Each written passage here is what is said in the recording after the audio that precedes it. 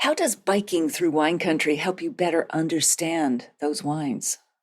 Why has wine held a unique place in the Bible and in our culture when so many other foods like milk, olive oil, honey, dates, pomegranates also symbolize abundance and blessing?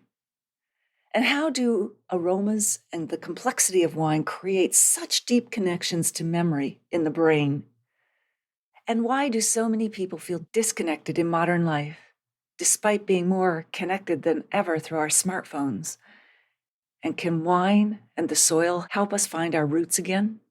In today's episode, you'll hear the stories and tips that answer those questions in our chat with Professor Mark Scarlata, author of the new book, Wine, Soil, and Salvation in the Hebrew Bible and the New Testament.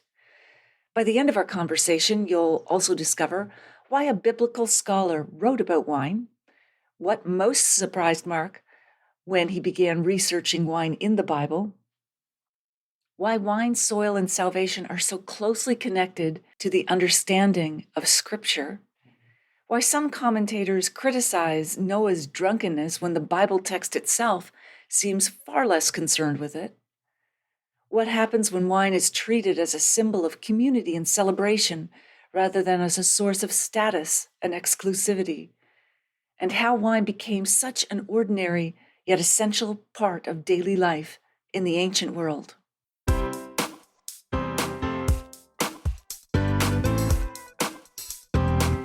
Do you have a thirst to learn about wine? Do you love stories about wonderfully obsessive people, hauntingly beautiful places, and amusingly awkward social situations? Well, that's the blend here on the Unreserved Wine Talk podcast. I'm your host, Natalie McLean, and each week I share with you unfiltered conversations with celebrities in the wine world, as well as confessions from my own tipsy journey as I write my third book on this subject. I'm so glad you're here.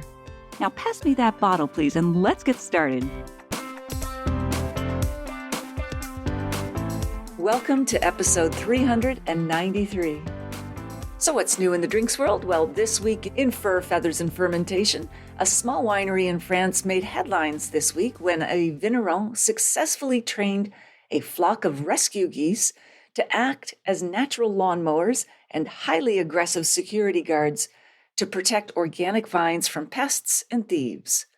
Although the social media post didn't mention this, I'm sure those geese are very well organized with a distinct pecking order.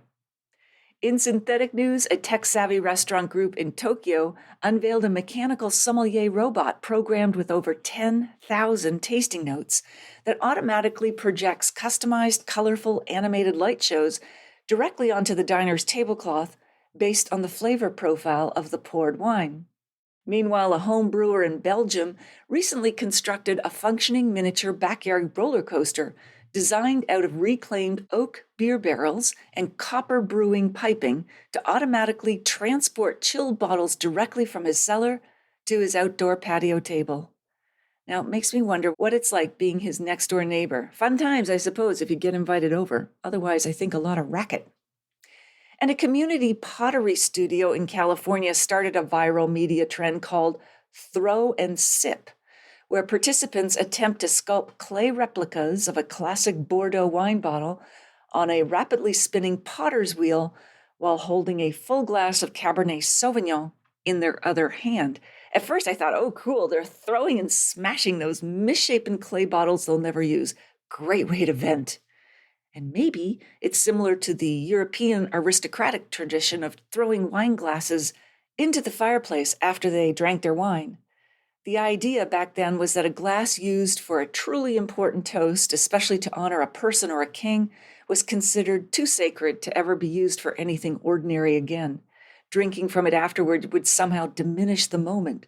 So you threw it into the fireplace to destroy it, ensuring it could never be used for a lesser purpose. There's also a superstition layer to this breaking of glass.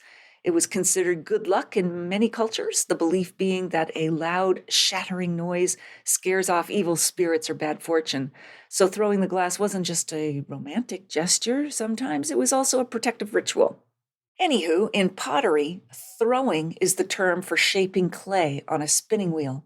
Sadly, it has nothing to do with the endlessly satisfying feeling of hurling bottles across the room and smashing them on the other wall.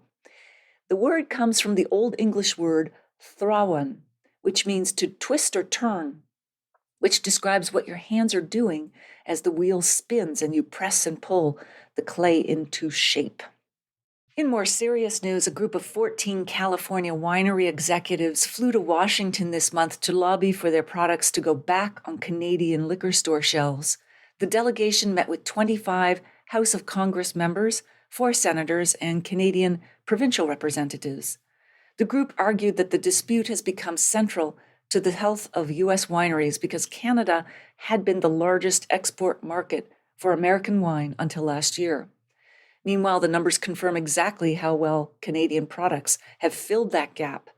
Brown-Forman, the Louisville parent of Jack Daniel's, Woodford Reserve, and Herradura, reported that Canada was the largest drag on its fiscal 2026 results, with net sales down nearly 60% as American-made products remained off shelves in most Canadian provinces. Personally, I am sure we could work out something really quickly if the man with the spray tan stops trying to tariff our auto industry out of existence. In a weird but wonderful science note, wine doesn't just smell of grapes. It gets its astonishing range of aromas from esters, terpenes, thiols, and hundreds of other volatile compounds that form during fermentation and barrel aging. A single sip of a well-aged red can register over 400 distinct chemical compounds on a gas chromatograph. The reason trained sommeliers can detect specific aromas like saddle leather or pencil shavings is because those descriptors map directly to actual chemical families. Guaiacol, a byproduct of oak toasting, really does smell like smoke and vanilla. 3-mercaptylhexanol, a thiol in Sauvignon Blanc, and a little tasting descriptor I like to throw out in a restaurant when people are listening, is literally the same compound responsible for the smell of grapefruit. Your nose has been doing analytical chemistry all along. For your drinks calendar this week, June 10th is National Iced Tea Day, and its origin story belongs to a desperate tea merchant at the 1904 World's Fair in St. Louis. He was trying to sell hot tea during an unexpected heat wave when fairgoers kept walking past his booth without stopping. He poured his brew over ice and created an instant sensation. Iced tea is now the second most popular beverage in the world after water, and in the U.S., it makes up about 85% of all tea consumed. Celebrate by mixing a classic Long Island iced tea, which famously contains no actual tea. Instead, it's a potent cocktail combining 5 different liquors: vodka, white rum, gin, tequila, and triple sec, or orange liqueur, simple syrup, lemon juice, and cola. June 11th is National Corn on the Cob Day. A single ear of corn typically has an even number of rows, almost always 16, because the rows develop in pairs from a single kernel. It's one of those facts that sounds made up until you walk out into them dare cornfields and count them dare ears. By golly, it's true. Celebrate with a sweet corn and white wine pairing to see which style handles the sweetness best. Host a butter versus no butter tasting while comparing your drinks. June 12th is Red Rose Day, which also happens to be International Falafel Day, a popular Middle Eastern dish of deep-fried balls or patties made from ground chickpeas, fava beans, or a combination of both. It's a great excuse for botanical pairings. Food historians trace falafel back to ancient Egyptian Copts, who used fava beans as a meat substitute during Lent. Celebrate the food by stirring up a crisp botanical gin and tonic garnished with cracked coriander seeds, fresh parsley, and a squeeze of lime to mirror the herbs in the dish, or pour an ultra-dry mineral-driven Sauvignon Blanc to match the bright herbaceous notes of a tahini-drizzled plate, that smooth, nutty paste made from ground, hulled, or unhulled sesame seeds. June 13th is a double holiday, National Rosé Day and World Gin Day. Both fall on the second Saturday of June. On the rosé side, the category is actually one of the oldest styles of wine in recorded history, favored by ancient Greeks, who viewed drinking dark, undiluted red wine as uncivilized. global rosé sales doubled between 2002 and 2022. So blend up a frosé with frozen strawberries and a splash of elderflower liqueur for the most photogenic patio drink of the season, or compare rosés from different regions to see how many shades of the sunset fit into one afternoon. On the gin side, Dutch Courage traces directly back to Genever, the predecessor of gin that English soldiers consumed before battle during the 30 Years' War, fought primarily in Central Europe from 1618 to 1648. They used it to steady their nerves, thus Dutch Courage. Gin and tonic was invented as medicine since British soldiers in India were required to take quinine to prevent malaria and mixed it with gin to make the bitterness bearable. Celebrate by hosting your own Find Your Ideal Garnish challenge with cucumber, citrus, fresh herbs, and whatever else is lurking in the crisper veggie drawer. June 14th is National Bourbon Day. Legend has it that Reverend Elijah Craig first produced bourbon on June 14th, 1789, after charring the inside of an old barrel that had previously held fish to eliminate the smell, and then discovered that whiskey aged in that barrel came out mellower and sweeter than anything he'd made before. Praise God. By law, bourbon must be made from at least 51% corn, aged in new charred oak barrels, and produced in the U.S., though, of course, with the ban on U.S. products in Canada, a number of producers in this country now make bourbon-style whiskeys. I did air quotes around bourbon style. I think there's even one named Bourbon, B-R-B-N. Those rascals! In 1964, a congressional resolution designated bourbon as America's native spirit, meaning nowhere else in the world can legally call their whiskey bourbon. Every barrel can only be used once for bourbon, which is why used bourbon casks are so beloved by Scotch distillers. Celebrate by making an old-fashioned cocktail the slow way, muddling sugar with bitters before the bourbon even goes in, because patience is rewarded in the glass. Or run a rye versus bourbon compare and contrast pour alongside a snack lineup built around caramel, smoke, and anything grilled, and challenge everyone to invent dramatic tasting notes like Old Library and Campfire Philosopher. June 15th is Beer Day, Britain, to celebrate the date the Magna Carta was sealed in 1215, and Clause 35 of that landmark document standardized the measure of ale across England, making it the only human rights charter in history to also protect the size of your pint. Try a black and tan drink by carefully layering dark stout over pale ale in a single glass and watching the two not immediately mix. June 15th is also National Lobster Day. These crustaceous critters can live for decades and continue growing throughout their lives. Celebrate by pairing lobster with sparkling wine, since the acidity cuts through the richness beautifully, and conduct a butter versus no butter taste test alongside different pours to settle the question once and for all. And don't forget to wear that embarrassing plastic bib. June 16th finishes the week with National Fudge Day and National Gin Day, which many bars observe as a separate date from World Gin Day because it's really good for business. On the fudge side, one story traces the confection to 1886 in Baltimore, where a candy maker accidentally crystallized a batch of caramels, landing on something better. Celebrate by pairing dark chocolate fudge with a rich tawny port whose nutty oxidized notes cut through the richness in exactly the right way, or shake up a velvety chocolate martini with a dark creme de cacao and cream. On the gin side of June 16th, the trivia worth knowing is that juniper berries, which give gin its defining flavor, are technically not berries at all, which sounds like a Cliff Clavin at the Cheers bar, did you know kind of thing. They're actually seed cones, the same botanical category as a pine cone, just much smaller and far more fragrant. Back to today's episode. Congratulations to Georgina Bensick from Toronto, who has won a copy of Acquired Tastes, The Lives and Recipes of 8 Culinary Ambassadors by James Chatto, and to Karina Eriksson from Tyreso, Sweden, who has won a copy of Why We Drink Too Much, The New Science of Alcohol by Dr. Charles Knowles. If you'd like to win a copy of one of 7 books I have to give away from previous episodes, please email me and say, hey, I'd like to win. It doesn't matter where you live. I'll choose 7 winners randomly from those who contact me at natalie@nataliemclean.com. Keep them for yourself or give them as gifts. And if you're reading the paperback or ebook or listening to the audiobook of my memoir, Wine Witch on Fire, Rising from the Ashes of Divorce, Defamation, and Drinking Too Much, a national bestseller and one of Amazon's best books of the year, I'd love to hear from you at natalie@nataliemclean.com. There's also a terrific free guide for book clubs. I'll put a link in the show notes to all retailers worldwide at nataliemclean.com/393. Okay, on with the show.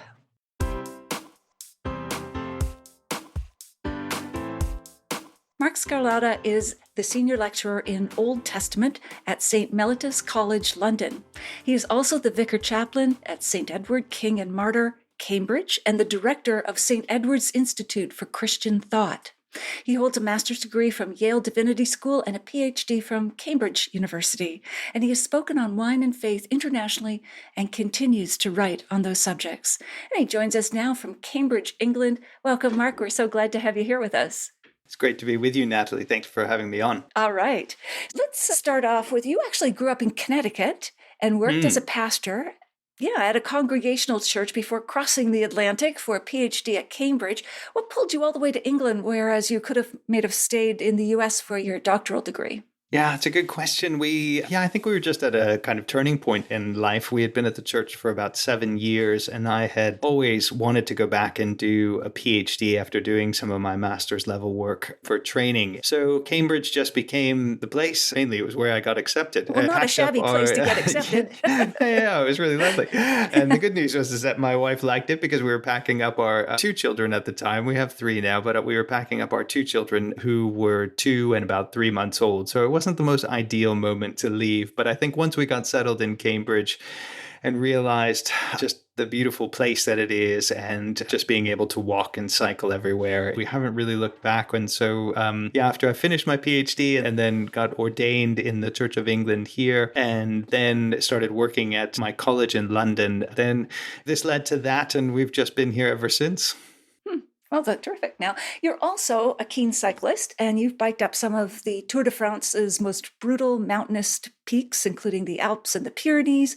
Has riding through vineyards shaped the way you read scripture? Has there been any overlap there? Riding up mountains shapes the way you think about suffering and pain and all of those kinds of things. There's a good Christian concept. So yes, exactly. So that's a good kind of like self-punishment and self-inflicted punishment, but it is wonderful. But no, I think that is probably one of the seeds in writing the book is ever since we've lived over here for the past kind of 20 years, we almost always holiday in France, and we usually try to go to the mountains or somewhere near, but we've always been near vineyards. And there is something absolutely wonderful on a summer's day of cycling through France, coming across a small village and just seeing a beautiful vineyard and a beautiful church and all of these types of things. And I think France was really where I've had most of my schooling in wine. And so, there is something about that. There is something wonderful about connecting to the land and to the place. And one of the things that I've always tried to do when we're over there is you always try to buy wines from the local area, to taste the land, to taste the terroir and get a sense of what it's like. And there's something beautiful about that experience. It's something that really lives with you year in and year out. And you recognize or you remember places, not only by the bike rides that we've done, but you remember them also by the wines that you've drunk in that area. And so it's been good fun. But yes, I try to get on my bike as much as possible because that makes me feel less guilty about drinking wine in the evening after we've gone on a long ride. Exactly. A little confession, a little bike ride, whatever helps soothe the soul. But I agree with you. Being able to slow down when you're in wine country, whether you walk, run, bike, as opposed to just getting from point A to point B, it really does give you a sense of the land when you can do that. Now, your first 4 books were on Cain, Exodus, the Sabbath, and Leviticus. What made you realize that wine deserved its own full-length book? full-length treatment. Yes, I was in the midst of, and I still am in the midst of writing some books on Leviticus. And what ended up happening was I heard a podcast of another scholar who had written a book. Her name is Gisela Kreglinger, and she had written a book called The Spirituality of Wine. And I was listening to this podcast, and then so I picked up the book because I was always been fascinated with wine. And as I read it, myself being a biblical scholar, I realized that she was approaching wine from more of a spirituality and kind of a historical place. And so I thought, that's interesting. There's so many interesting kind of verses in the Bible, whether Old Testament or New Testament. And I said, I wonder, just a thought off the top of my head, I wonder if anybody's ever really dug into this. And there were a few things out there, and there were some longer articles, and there were some other books that had been published a while back, but nothing recent. And I thought, oh, this would be a fascinating way to get into one, just to get into a passion that I already had. And so to combine it with my biblical studies and my work was even better. And so, yes, I got into it and then sent off a proposal to Cambridge University Press. And then they got back to me and then it was accepted. And then this led to that. And then the moment that I started digging into it, I honestly didn't think, even as I was writing the proposal, I honestly didn't think that I was going to be able to get that much out of it. I thought, oh, maybe I'll get a few chapters here and there, and I'll have to extend them by doing other stuff, talking about horticulture or something like that. But there was so much information. I mean, from anything, whether it was from the beginning of the Bible, whether it was from kind of wisdom literature or the Psalms, the songs in the Bible, whether it was the New Testament, whatever it was, there was just so much. And so much that had gone really untouched in the sense of most scholars just brush over the fact that wine is used and they just almost assume that it's used. Whereas I think one of the things that was so fascinating about this study is that as I got deeper into it, one of the consistent things that you see in when wine is mentioned in the Bible is that across the whole of the Bible, from the beginning, the first book is Genesis until the last book of the Bible, and the New Testament is Revelation. You see this sense of wine is specifically tied to this idea of God's salvation, this idea that God has given his people the peace and the protection and the fertility of the earth and the fertility of the vine to live in their land and to rejoice and to celebrate their festivals, celebrate their offerings, celebrate all of these different things.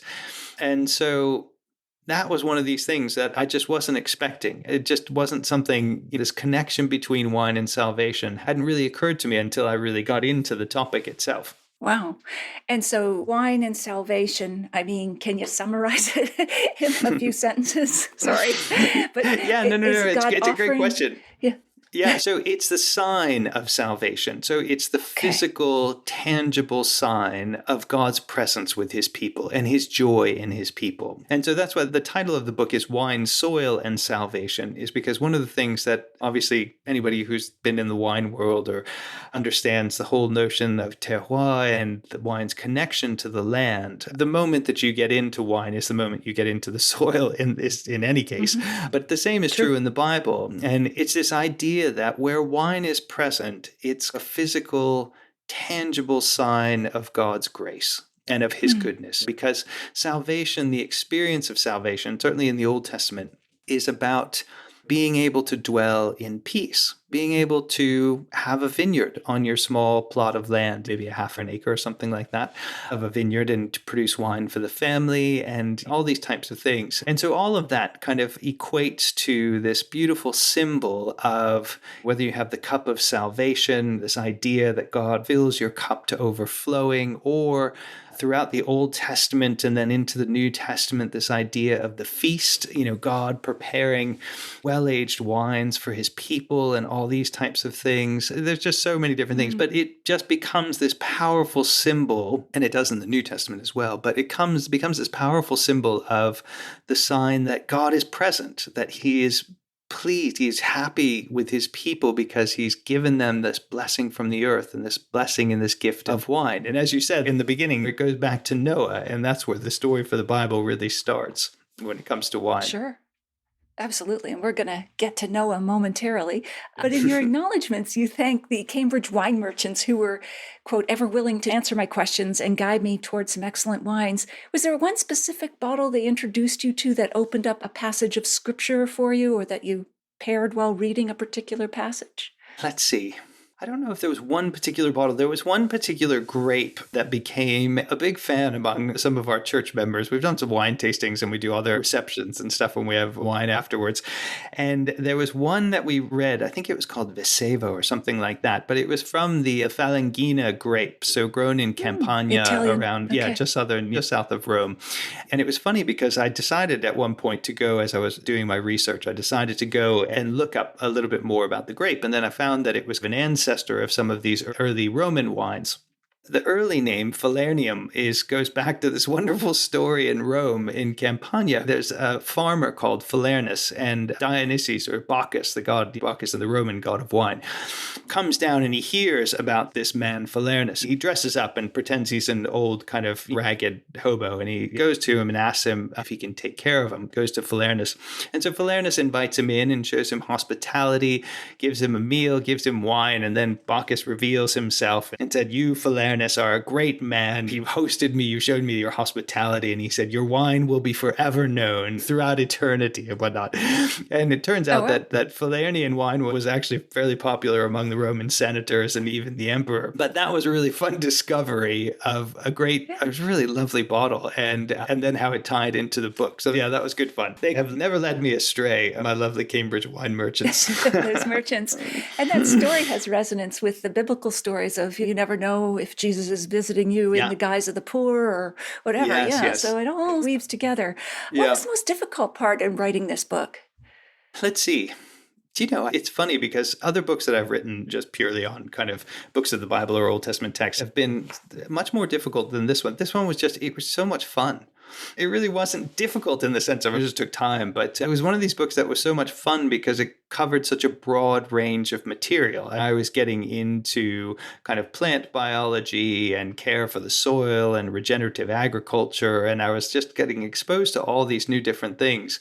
Yeah, so throughout the book, it was just so much fun. And obviously, the more that you write about wine, the more at the end of an evening, you just think, now I have to go taste a glass because I have to experience what I've been writing about all day. And so, no, it really wasn't a difficult book. It was really probably the easiest book that I've ever written in the sense of it was just never, I just never found it burdensome. There was always something new. And I was always listening to podcasts on wine and your podcast and other podcasts and just constantly reminding myself of why fruit of the vine, this very simple drink that goes back almost 5,000-6,000 years, still such an important thing for so many people. We have the most amazing global wine industry.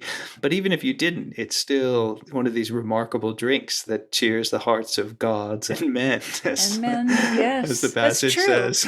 Yeah. And that leads me right into, you open your book with the fascinating question, why wine and not milk, olive oil, honey, dates, pomegranates? What's the one sentence answer that makes wine impossible to swap? Is it simply that the buzz as well as the sensuality of it, or what is it? I mean, I'm sure that it has to do with the alcohol. I'm sure that's part of it. And wine eases the toil, as is said in Noah. Noah's dad predicts that Noah will ease humanity of their toil that has come from the whole story of the Garden of Eden. And you see this actually in Greek literature as well, and in Roman literature, this idea of wine as something that eases the burden of humanity. Life can just be very difficult, but to sit down at the end of a day, whether you're doing agriculture or most people were working in agriculture back in the day.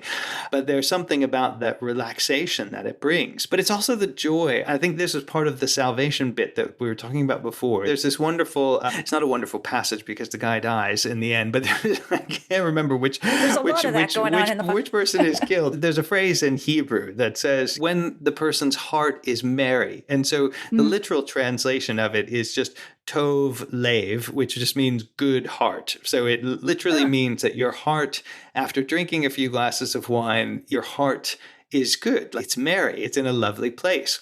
And so that kind of cheerfulness and that joy comes out in the celebration of feasts and the celebration of festivals, of weddings, and all of this kind of stuff. There was a wonderful quote from Pope Francis. I don't know if you came across this one. I think he was speaking to the wine guild or something of that nature in Italy. And he said something to the effect of, how could we live without wine? You can't get to the end of the wedding or in the midst of a wedding celebration and then offer everybody tea.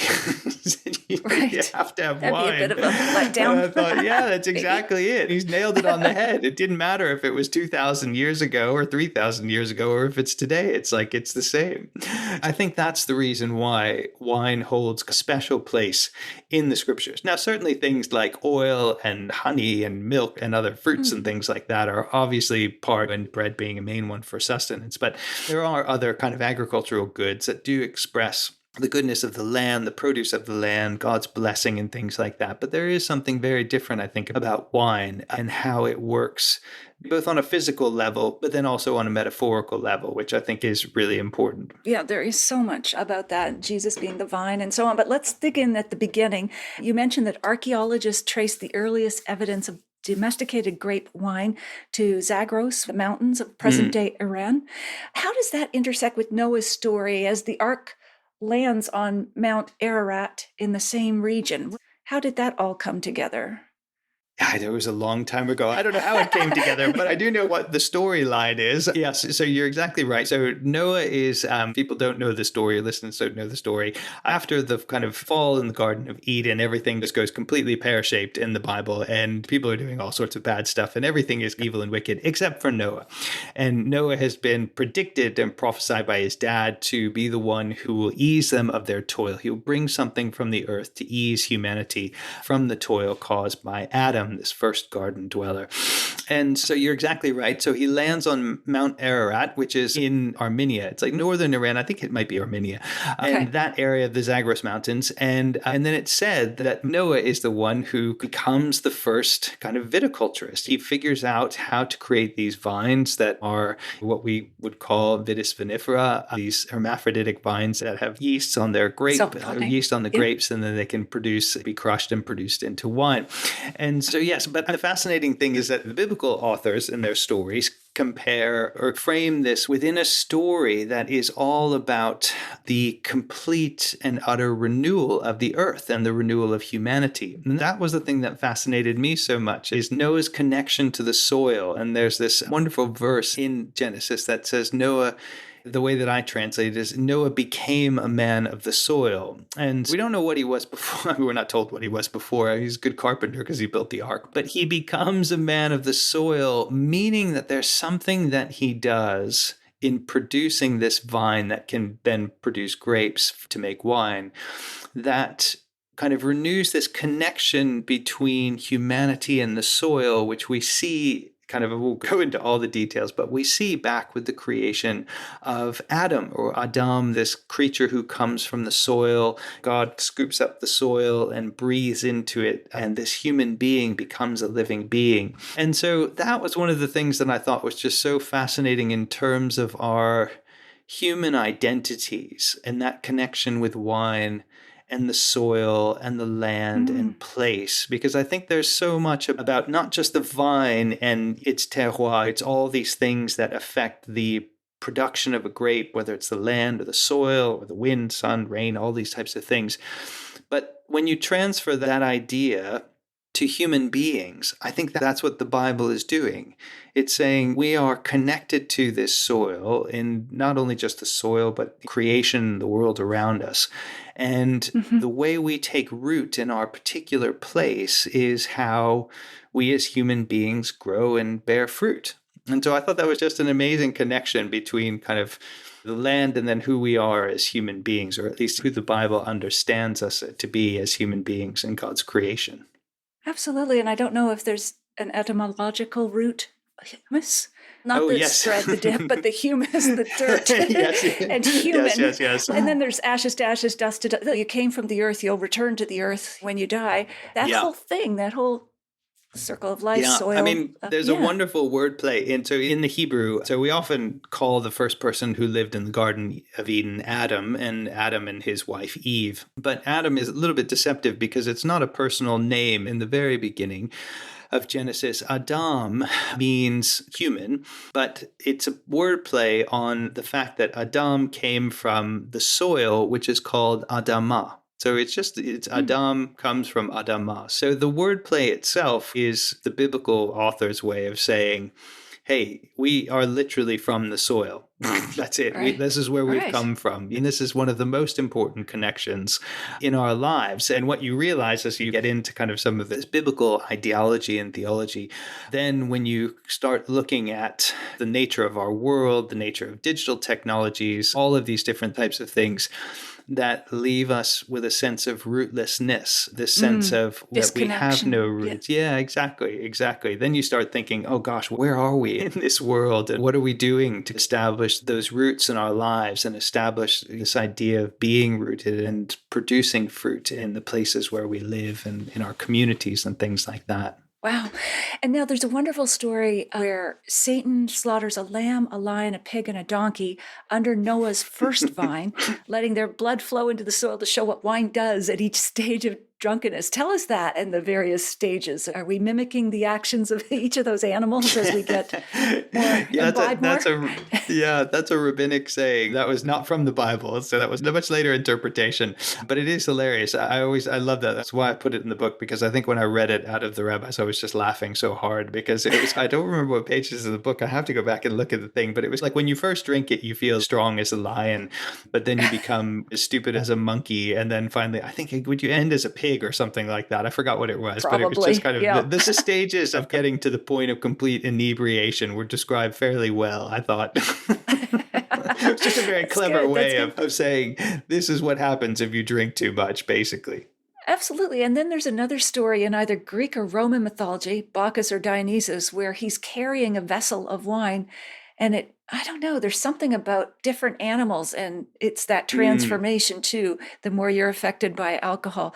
I can't recall it right now what it was, but there's so many intertwinings here. But the biblical text reports Noah's drunkenness without piling on shame. And you point out he was in the privacy of his tent when he was drinking. Why have some commentators across time kind of shamed Noah for his drinking when the text doesn't? Yeah.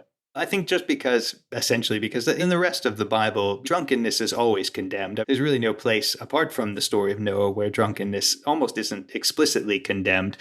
So that's probably why people come to that interpretation. But I was surprised, though, because when I read most of the rabbinic texts, the rabbis' interpretations, the Jewish rabbis, most of them all said Noah had no idea. You're not culpable if you don't know what's going to happen, because this is the first time apparently that he drank wine. And then later there was a medieval theologian called Thomas Aquinas, and he basically said the same thing. He said, look, if you drink something or take something and you don't know what the effects are going to be, it's not sinful. You're not culpable for that.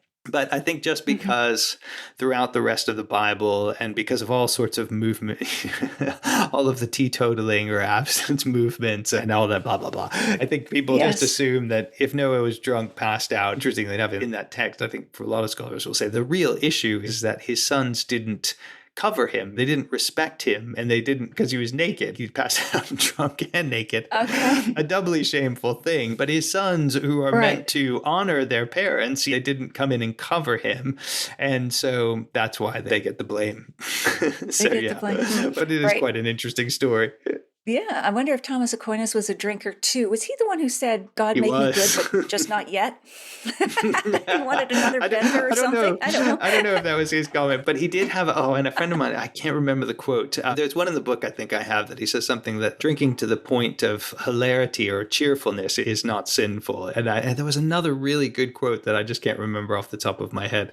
But no, Aquinas definitely loved his Italian wines. He was certainly not promoting abstinence, as did many of the monks across Europe. Even St. Benedict, who is the founder of the monastic movement in the Western world, said his monks could have, I forget what it was something like half a liter or something, or a bottle a day or something like that, or maybe it was a little bit less than that. I can't remember. But it was part of life, you know? Yeah, absolutely. And the Benedictines and the Cistercians especially really cultivated winemaking and advanced process, the technology, everything. Dom Perignon was a monk. Exactly.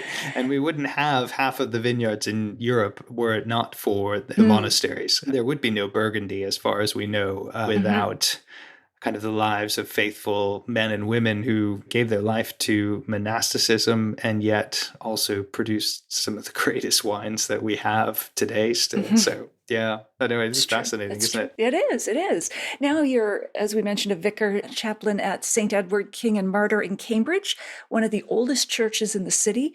How did your congregation react when you started talking about Noah's hangovers or Jesus the wine drinker? Did that prompt some discussion? It's funny over here in the UK. So having grown up in the States and having grown up in the church, wine and maybe just alcohol in general was always kind of not quite a taboo topic, but it certainly wasn't something that anyone felt particularly open to discuss or talk about. It was always the default, at least in my church circles, was don't have wine or don't have beer because you might lead someone away or something like that. So, but what I found over here in the UK is that the British culture is very different. They have a much Less more, and puritanical. especially even in the, yeah, exactly. All the Puritans left this country and went to the States. All the drinkers stuck around. Teetotalers. Exactly. But so, yeah, so I found that most people just loved it. Most people really, we've done some wine tastings at my church, and most people really enjoy the fact that not just that they can justify their drinking because wine is so prominent in the Bible, but just because they feel a sense of, oh, like no one ever really speaks about wine as a blessing or as something that is a sign of God's salvation or something that connects us to ecology and the land and creation and all of these different things. So I think a lot of people were just more fascinated by it. And then probably also a little bit of justification. And, it was fine that at church lunches we break out bottles of wine and those kinds of things. That's great. That's great. I go to your church, but it's a little far for me to go. Yeah, exactly. And now you suggest readers pair the first chapters of your book with a Georgian, that'd be the country Georgia, not the state, orange wine, fermented in Quivere, those ancient beeswax-lined clay vessels buried underground. Tell us what drinking one of those wines teaches a person that reading the text alone never could. Yeah, so it doesn't necessarily have to be an orange wine, but to drink anything produced in that way, in the traditional wine, the way probably wines were made during Jesus's day and prior to that, I think there is something about the experience of drinking a wine and thinking, and the experience of feeling the wine, tasting the wine, smelling the wine, and then thinking historically, oh, this could have been, it's probably different, but this could have been the type of experience that the disciples sitting around the table with Jesus at the Last Supper would have experienced, or whoever in the Bible who would have experienced it. And so I think there is something critical about that tasting history. I was going to tell you when we were talking about the Falangina grape, right? It was really fun. We used to take some of our students. So I train students who are in the ordination process who are going to become priests in the Church of England. And so we take a group to Rome, or we have taken in the past, and we did several trips to Rome for kind of an ecumenical type of trip. And anyway, one of the most delightful kind of experiences was going to our guest house, and we had toured around. We look at all the churches and the church history and some of the art in the churches and the different periods and all of these different types of things from early Christianity to Renaissance and so forth. And there's something about going into churches and you can experience the church, and that's fine. But there was something about sitting on, so it was 8 o'clock or something, or 7 o'clock in the evening, and we were up on the balcony of our guest house. And in Rome, when you go up to the very, very top, usually they have some chairs you can just go and hang out on the roof. And so we were sitting there, and so we opened a kind of a Prosecco to start, but then we opened a couple bottles of Falangina. And I said, it was so fun. I said, we've seen Christianity through the lens of churches and things of that nature. But now I want you to taste the history and taste what might have been a historical grape that the first Christians in Rome would have drank. Maybe they had even used it for their first celebrations of the Eucharist. But there was something about then tasting the wine and looking out, and we had this beautiful view. The sun was setting down behind the big dome of St. Peter's. And there was just something about the kind of physical experience of that made the history just come alive. And I think you're exactly right. When you have that drink in hand, there is something, it evokes this sensual response, and a response that's connected to our memories, to our bodies, to our minds, all of these types of things. And that's what I love about wine. Some of my scholarly friends laughed at me when I put a wine pairing with the chapters in the beginning because they thought this is not very academic or whatnot. And I thought, yeah, but actually, to just read or just to write a book on wine in the Bible and to not think through the physical experiences of wine, you just miss half of what the Bible is actually saying about the topic. Be very dry, yes. So yeah, exactly. It wouldn't be very fun. No, and I think you get a full multi-sensory experience, especially for something that is so multi-sensory as is wine. I always say that you could do a liberal arts degree with wine as the hub because it ties to every facet of human endeavor, from history to agriculture, religion, science, commerce. And I just think that it evokes from us that sort of deeper experience if you can combine the two. And of course, we know that memory and smell, which is really what we get from wine rather than taste, although it can taste good, but smell is the only sense directly tied to memory. It doesn't have to go through a circuitous route into the brain. It's why Proust starts out with his Madeleine, remembers everything. It's the smell, not the taste. But so I would expect you'd want to have that full sensory, full circle experience. I randomly came across a book. I don't know if you've seen this. I mentioned it in the book by a chap called Gordon Shepherd, I think his name is. And he devotes a book to neuroenology. So enology is the study of wine, but neuroenology.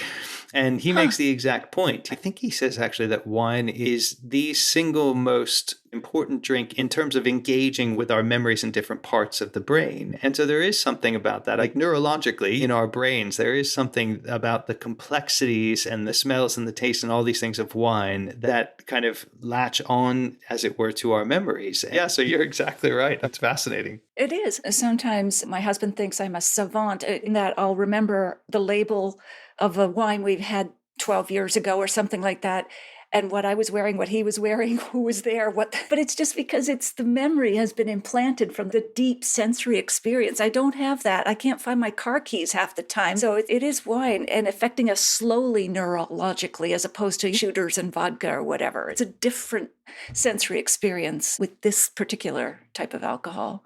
But you mentioned that Egyptian pottery from the palace of Amenhotep or something. There we go. Yes. Third, not to be confused with the second or the first, who ruled Egypt roughly 1390 to 1350 BCE, labels wine jars. He had these labels: wine for offerings, wine for taxes, wine for merrymaking, wine for a happy return. That sounds like good taxes. If similar shards had survived from ancient Israel, what categories do you think they might have added? Some of them are. I think there are some that are wine for the king, wine for...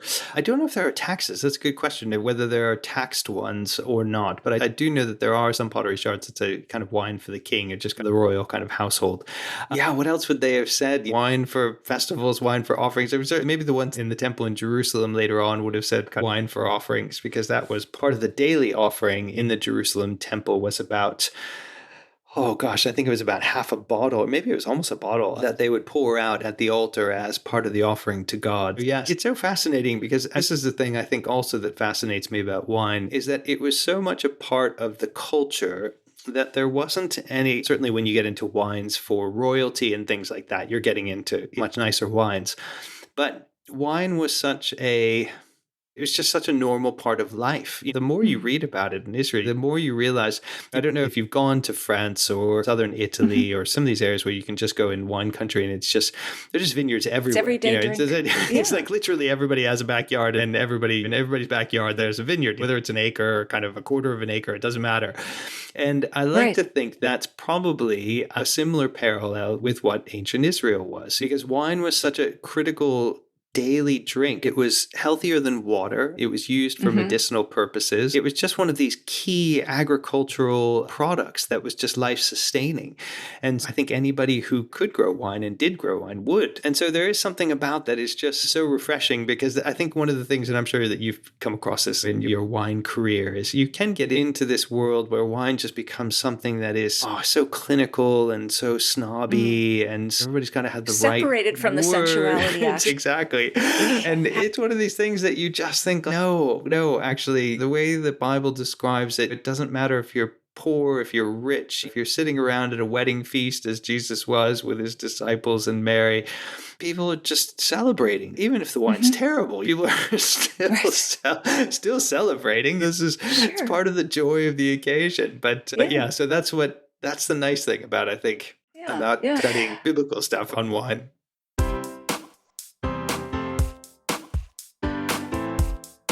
Well, there you have it. I hope you enjoyed our chat with Mark. Here are my takeaways. Number 1, how does biking through wine country help you better understand the wines? Mark has biked up some of the Tour de France's most brutal mountainous peaks, including the Alps and the Pyrenees, but how did riding through the vineyards shape the way he appreciated both the wine and read scripture? So, as Mark said, I think that one of the seeds in writing the book was his family had been traveling around the world for 20 years, and a lot of the time they'd holiday in France, and they'd try to go to the mountains or somewhere near, but they'd always also visit vineyards. And there's something wonderful, he says, about cycling through French vineyards on a summer day and coming across a small village and seeing a beautiful vineyard and a church. And he thinks that France is really where he's had his most schooling in wine. And there's something about connecting to the land and to the place, especially when you have to slow down by biking and not zooming by in a car. It's one of the things he tries to do every time he visits wine country. Number 2, why has wine held a unique place in the Bible and in our culture when so many other foods, milk, olive oil, honey, dates, pomegranates, also symbolize abundance and blessing? Mark believes that the alcohol is part of the answer. Wine is toil. It takes work to produce it.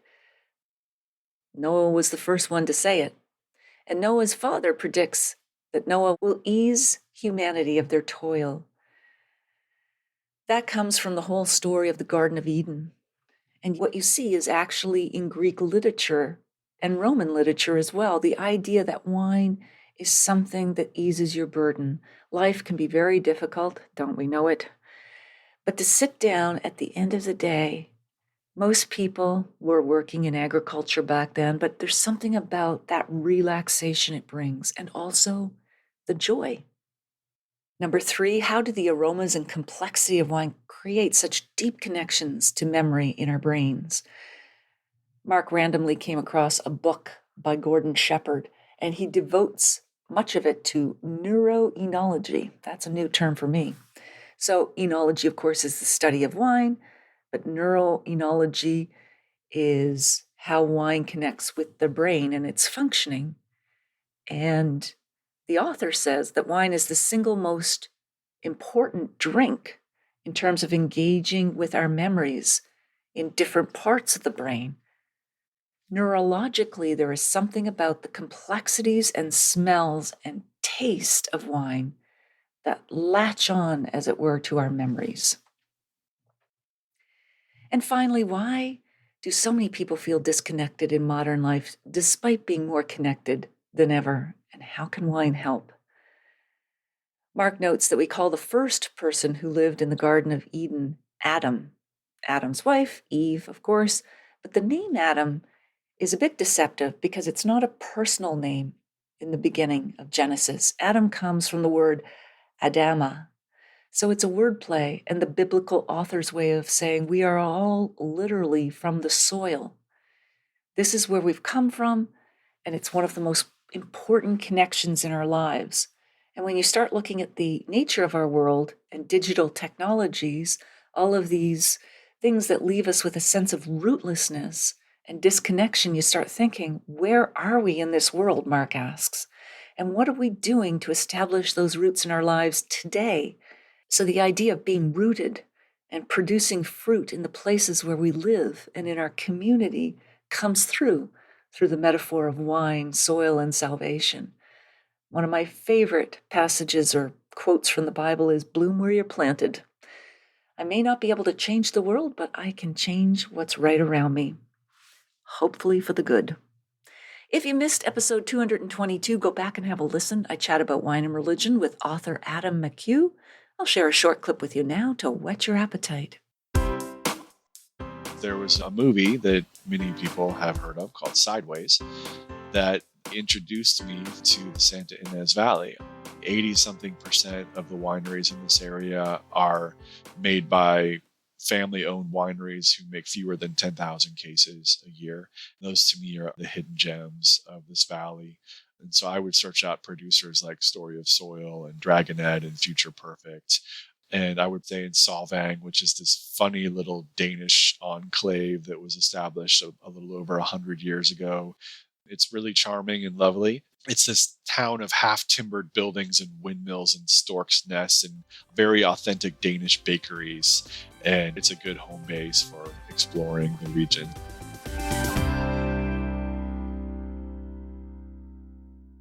You won't want to miss next week when we continue our chat with Mark. To give you an idea of future guests, we'll have John Baker on the intriguing backstory of Stalin's wine cellar, now worth millions of dollars, Millie Milliken on artisanal tequila, Nick Fogg on the wines of Japan, Dr. Dave Nutt on wine and health, Ben Hawkins on port and sherry, global bartending champion Caitlin Stewart on fresh new cocktails, humorous Marie Chevrier on how to sound wine smart, Kara Newman on 40 cocktails to close out any evening, Liz Gabet on rosé, Christiane Restauret on whiskey, and Marisol de la Fuente on the wines of Argentina. Do you have a question for any of our guests? Please let me know. Do you know someone who'd be interested in learning more about the fascinating connection between wine and religion? Please let them know about the podcast. Email or text them now while you're thinking about it. It's really easy to find the Unreserved Wine Talk podcast. Just tell them to search for that title or my name, Natalie McLean Wine, on YouTube, Apple Podcasts, Spotify, their favorite podcast app, or they can listen to the show on my website at nataliemclean.com/podcast. Email me if you have a sip tip question or if you'd like to win one of 7 drinks books I have to give away. And yes, those future guests will also be giving away books, so you can get the jump start now by contacting me for their books. I'd also love to hear your thoughts on this episode, or if you've read my book or are listening to it, email me at natalie@nataliemclean.com. In the show notes, you'll find a link to take a free online food and wine pairing class with me called the 5 Wine and Food Pairing Mistakes That Can Ruin Your Dinner and How to Fix Them Forever at nataliemclean.com/class. And that's all in the show notes at nataliemclean.com/393. Thank you for taking the time to join me here. I hope something great is in your glass this week. Perhaps a wine that inspires a spiritual connection with the soil and your soul.